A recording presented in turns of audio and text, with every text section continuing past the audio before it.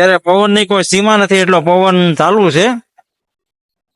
જોવો ને તો પવન છે, તડકો છે, ગરમી છે ને બધું વારવાર ભેગું છે. અને અત્યારે તમે જોવો તો મમ્મી એકલા ખાતર નાખે છે, તો આપણે એ તરફ જઈએ અને હું પણ તમને બતાવું કે આપણે શાહમાં કઈ રીતે ખાતર નાખવાનું છે. અને તમારા વિસ્તારમાં પણ જો આવી રીતે શાહ ભરી ખાતર નાખતા હોય તો કોમેન્ટમાં કોમેન્ટ જરૂરથી કરજો.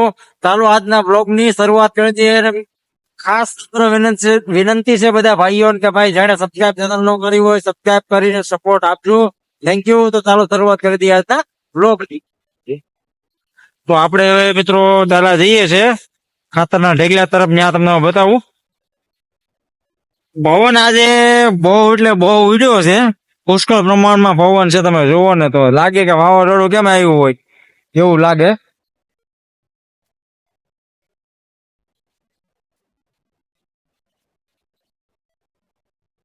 હવે આપણે જે ઢીગલા રાખ્યા છે આપડા ત્યાં જાય છે. આ ઢીગલા શાહ પર નાખવાનું હોય એટલે બહુ મુશ્કેલી ઊભી થાય.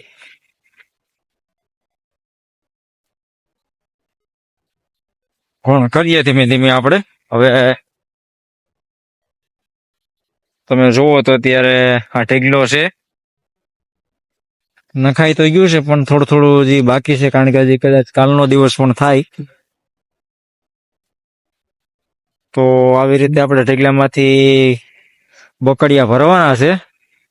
બકડિયા ભરી અને તમે કહો કે આવી રીતે શાકમાં છે તે નાખવાનું છે. જો આવી રીતે છે તે ખાતર નાખતો આવવાનું છે આપણે.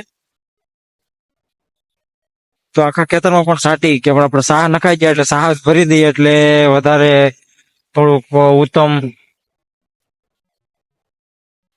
ને તડકો પણ ભાઈ પુષ્કળ છે, આમ જોવો ને તો દેખાતું નથી કાંઈ. અત્યારે ચાલુ કામ છે આપણે, તમે જુઓ ને તો બધું. તો હવે હું પણ શરૂઆત કરી દઉં નાખવાની થોડી થોડી ધીમે ધીમે. બરાબર છે. હજી સામે પણ બે ત્રણ ઢીગલા બાકી છે, કાંઈ અધૂરો બાકી છે.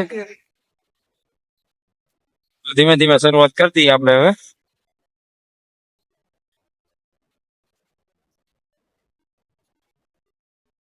તો અત્યારે તમે જુઓ તો આવી રીતે મિત્રો આપણે ખેતરમાં શાહમાં ખાતર ભરવાનું છે અને વાડીએ કામકાજ ચાલુ છે આપણે.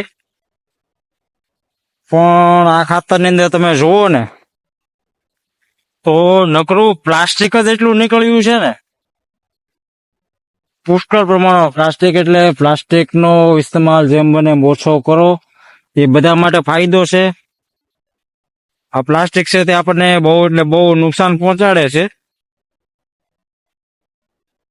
હજી એક ઢગલામાંથી તમે આજે તમે બીજા પણ ઢગલા તમે બતાવો કે એટલું પ્લાસ્ટિક એટલું ગાભા તે બધું ખાતરમાંથી કાઢ્યું છે ભેગું હોય. પણ પ્લાસ્ટિક નો ઉપયોગ આપણે જેમ બને ઓછો કરવો પડે. તમે જોવો ને ત્યારે આ કેટલું પ્લાસ્ટિક જોવો તમે આ નીકળ્યું છે. આ પ્લાસ્ટિક છે તે દિવસે ને દિવસે લોકોને મુશ્કેલી તરફ વધારી રહ્યું છે, બીમારીઓ વધારે ફેલાવે છે પ્લાસ્ટિક. આ બાજકો છે, હજી પણ હું તમને બતાવું છે પ્લાસ્ટિકના ઢીગલા ઘેર્યા છે આપણે કાંકરમાંથી, એ હજી લેવાના બાકી જ છે.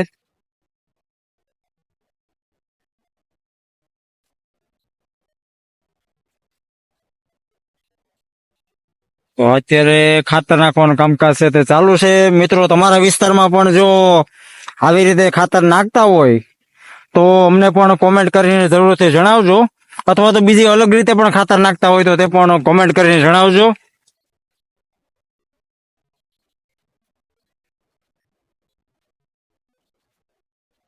અમારે તને શાહ ભરવા એમ કે ભાઈ ખાતર છે એ શાહમાં નાખી દે એટલે શાહ ભરાઈ જાય આપણે.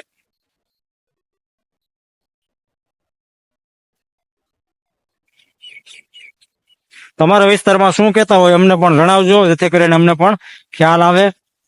આ જોવો તમે અત્યારે મિત્રો આ પ્લાસ્ટિક જ નીકળે છે ખાતરમાં.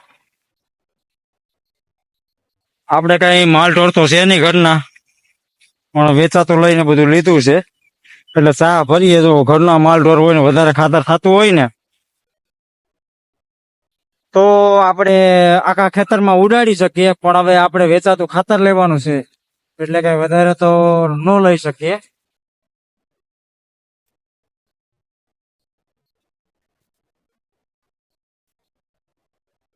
તો મિત્રો આ આપણે ખાતરના ફેરા છે તે બધા વેચાતા લીધા છે, એવી રીતે આપણે ખાતર નાખીએ. વ્લોગમાં બધા કન્ટિન્યુ રહેજો, બધાને બહુ એટલે બહુ મજા આવવાની છે.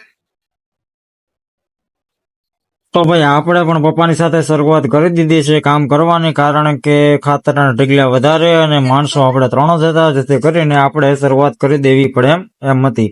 તો પછી મેં પાવડો લઈ લીધો હાથમાં, તગારા ભરવાની શરૂઆત કરી દીધી. ભાઈ આપણે જેટલું ઉપડે એટલું ઉપાડી અને સામાં ખાતર નાખવાની શરૂઆત કરી દીધી છે. જ્યાં મિત્રો તો મારા માટે તો મમ્મીનો મોબાઈલ પકડવો જ પડે એમ હતો, કારણ કે શૂટિંગ ઉતારવું એટલે મારી કીધે પોસિબલ નહોતું. તો પરંતુ જો તમે આવી રીતે જ જોઈ શકો છો કે સાહામાં ખાતર અમે આવી રીતે ભરીએ છીએ. અને આપણે સાહ નખાઈ ગયા હતા, જેથી કરીને ઢગલા છે તે એક સાઈડ જ કરવા પડ્યા.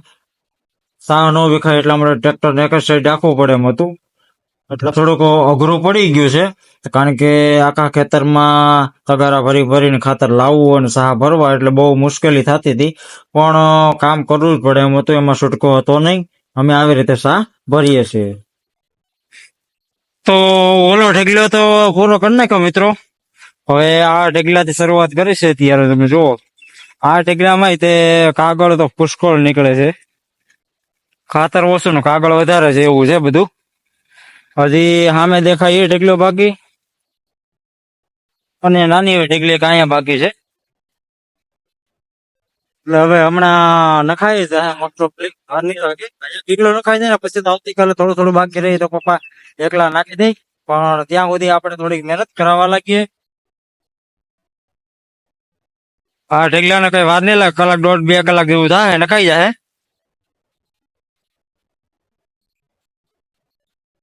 તો હવે એક ઢગલો બાકી, આ ઢગલો પણ બીજો પૂરો થવા આવી ગયો છે. અને બહુ એટલે બહુ પુષ્કળ મહેનત કરી અમે 3 જણા થઈને ખાતર નાખવાની કોશિશ કરી અને નખાઈ તો ગયું છે. પણ હવે ઓલો ઢગલો એક બાકી રહેશે, એ નાખવાનો છે. હવે આવતીકાલે વાત. આ એક નાનો ઢગલો થોડો કેવો બાકી છે, પૂરો થઈ જાય એટલે ઘણું ઘણું.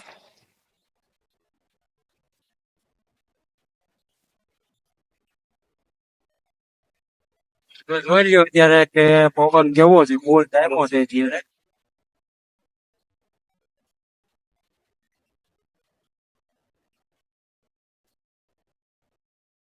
તો બધા ખેડૂત મિત્રોને આજના વ્લોગમાં આપણે જોયું કે આપણે શામાં ખાતર આવી રીતે ભર્યું છે, અને તમારા વિસ્તારમાં પણ જો આવી રીતે ખાતર ભરતા હોય તો કમેન્ટ કરીને જરૂરથી જણાવજો.